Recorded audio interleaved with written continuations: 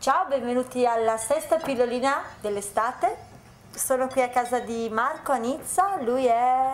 Beh, io insegno PNL, ipnosi e anche varie tecniche. Insegno anche concetti di presenza, che è un concetto molto importante per l'argomento di cui vogliamo parlare oggi, che sono le sincronicità. Sì, difatti oggi volevamo proprio parlare delle sincronicità, perché è una sincronicità, un insieme di sincronicità che mi ha portato a Nizza parecchi anni fa.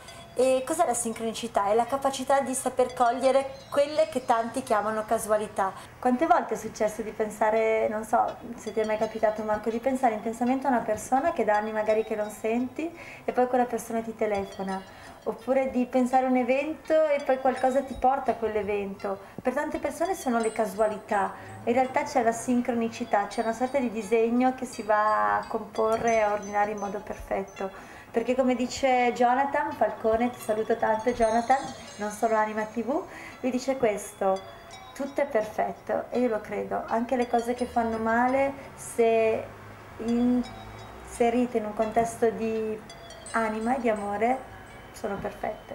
E la fisica quantistica spiega questo, Marco, vero? Sì, beh, tutto è connesso, sotto un certo punto di vista ogni cosa è intimamente connessa con tutto l'universo, quindi più noi siamo presenti, più noi facciamo attenzione alla nostra connessione con noi stessi e con l'universo, più sotto un certo punto di vista le sincronicità possono succedere. E quindi la riflessione di oggi per voi è: qual è la sincronicità che posso imparare a cogliere oggi?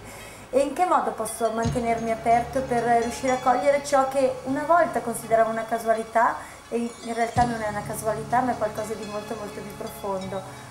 Qual è la sincronicità che oggi potrò scoprire? Io ti ringrazio tanto, da Nizza con Marco è tutto e buona sincronicità a tutti. A presto.